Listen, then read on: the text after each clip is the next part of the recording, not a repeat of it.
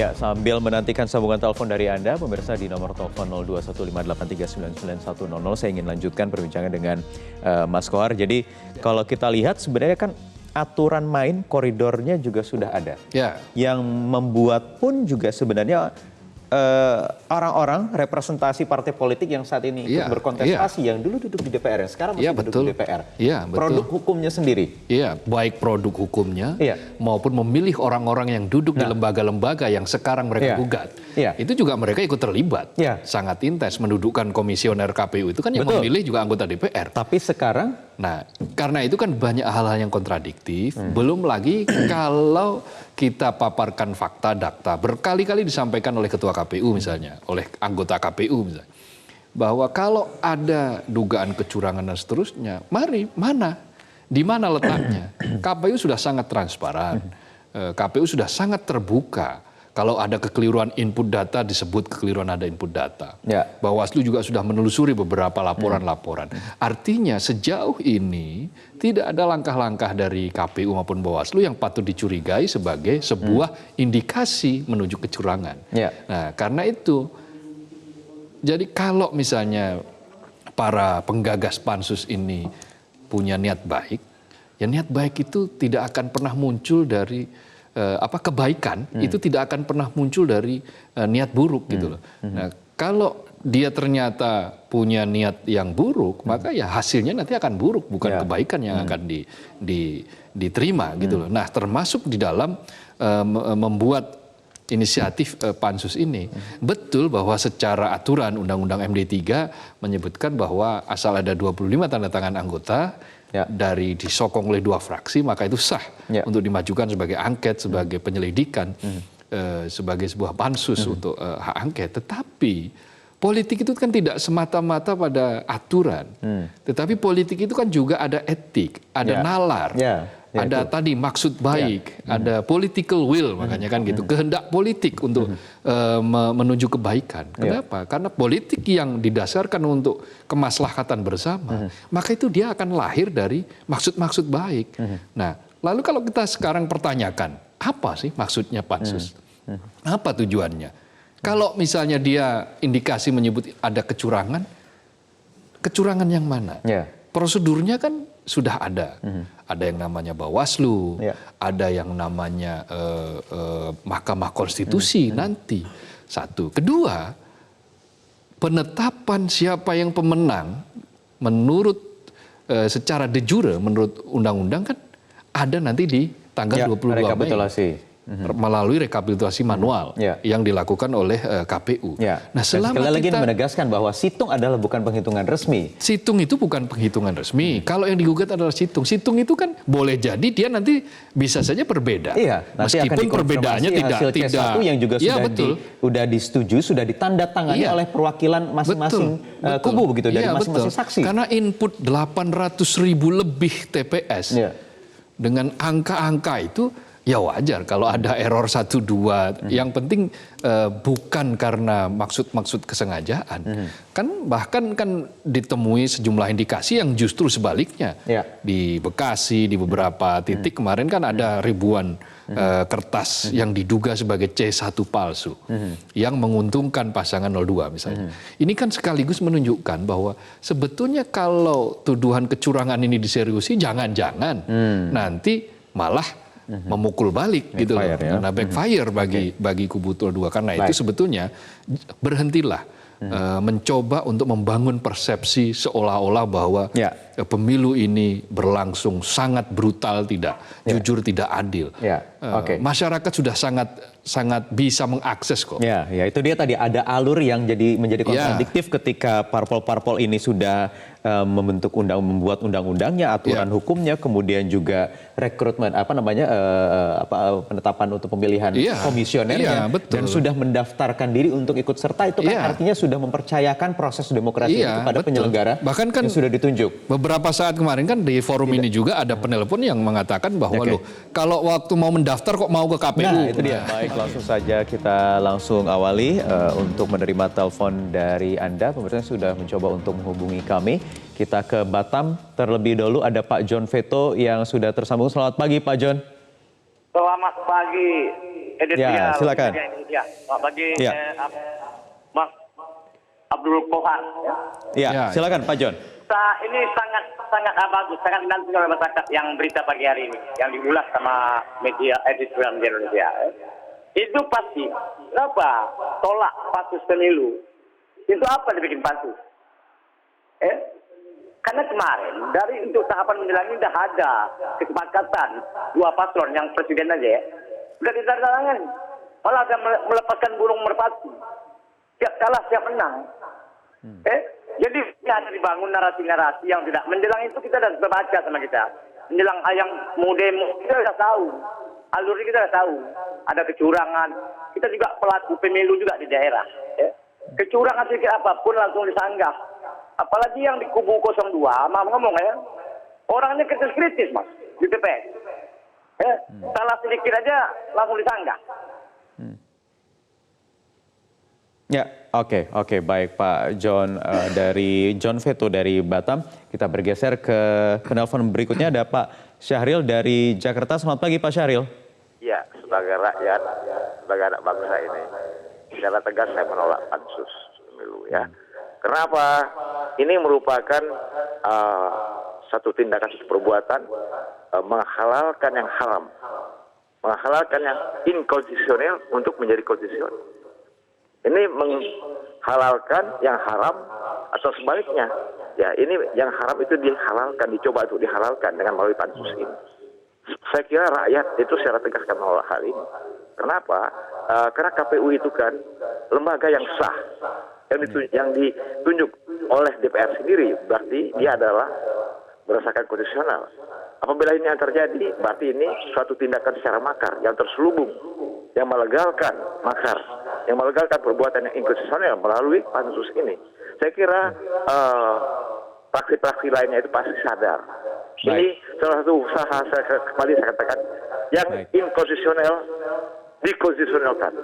Oke, baik. Terima kasih Pak Syahril dari Jakarta. Kita bergeser ke ND Nusa Tenggara Timur. Ada Pak Jolan. Selamat pagi Pak Jolan.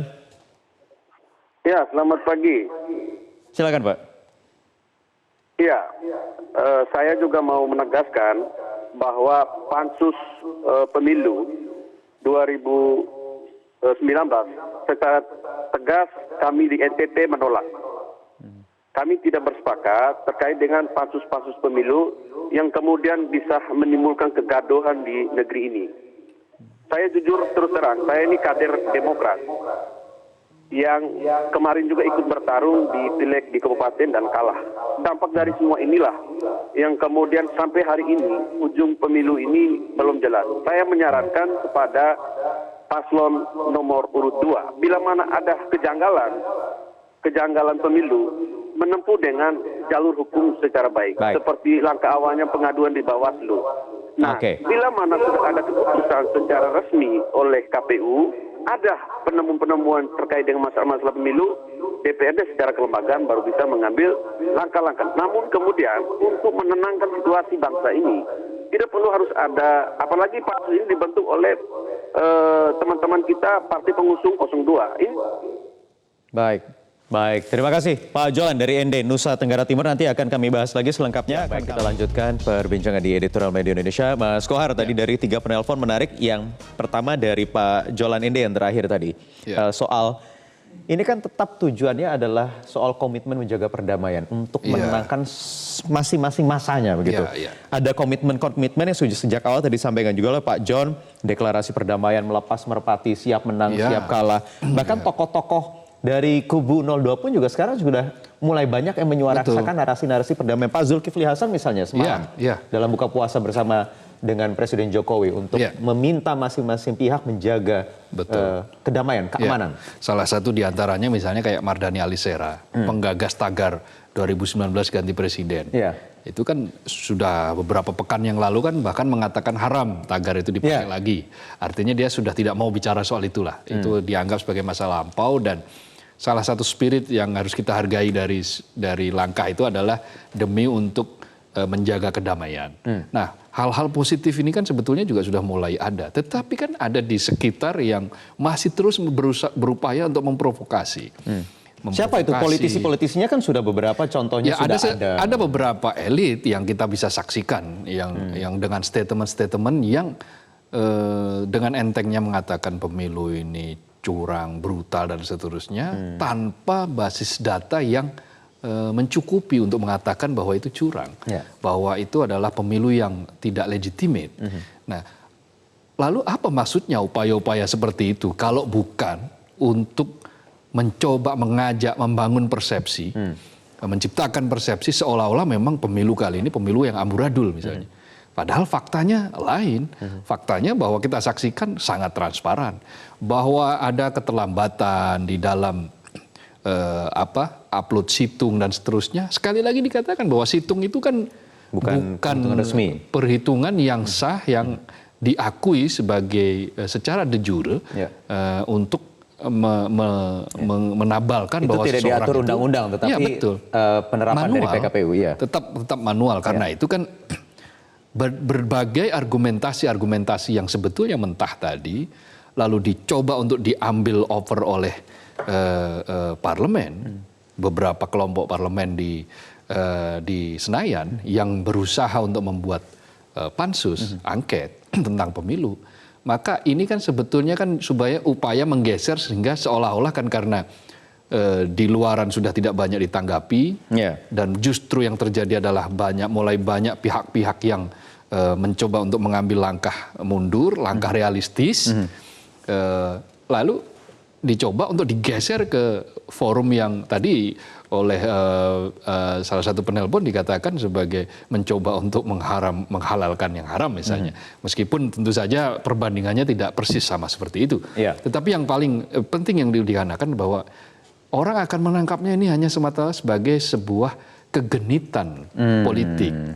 Kegenitan politik yang akhirnya ujung-ujungnya lebih hanya membuat gaduh. Kegaduhan-kegaduhan yang tidak perlu.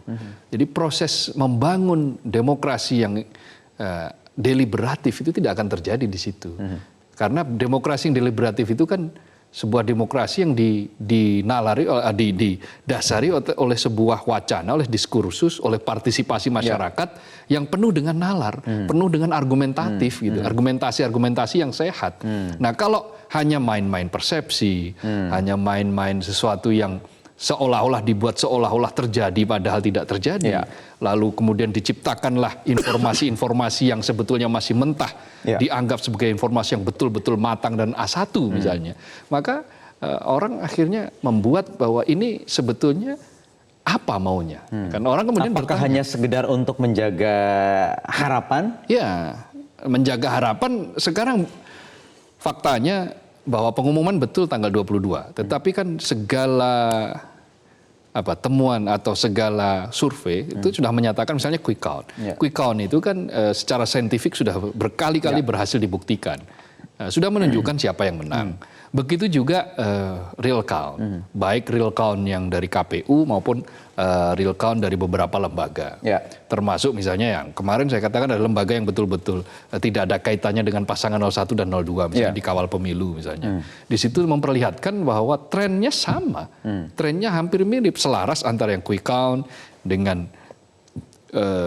punya real count-nya pihak pasangan calon 01, real count-nya KPU, sama real count-nya tim tadi, misalnya kawal pemilu. Artinya nggak mungkin sesuatu yang sudah transparan seperti ini, di era seperti ini, orang kemudian berbuat curang dengan secara sangat masif dan terstruktur. Ada kan akan dengan sangat mudah ketahuan. Sekarang ditambah B katanya brutal. Brutal. Nah, akan dengan sangat mudah ketahuan. Dan itu bukan perkara yang sulit untuk mencari. Jadi kalau sekarang sudah katanya ada 31 anggota dewan yang menandatangani untuk usulan hak angket pembentukan pansus ini, kira-kira bagaimana nasibnya untuk nanti kemudian dibawa ke paripurna? Iya, tentu saja. Iya, ini hanya akan membuat situasi yang lebih hangat sedikit saja.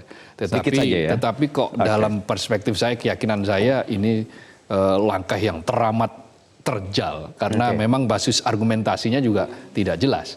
Sementara pengumuman pemilu saja belum dilakukan, sudah mau membuat pansus apa yang mau dibuat. Gitu. Prematur begitu ya. Prematur, ya. Baik, terima kasih Mas Abdul Kohar, anggota Dewan Redaksi Media Indonesia atas waktunya.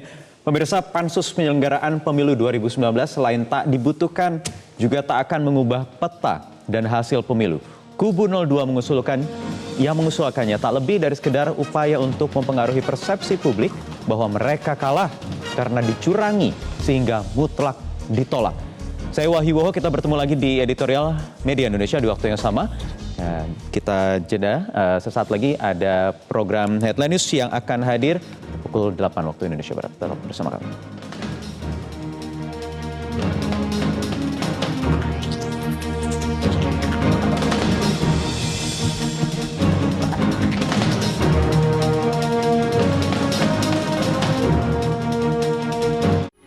Metro TV, knowledge to elevate.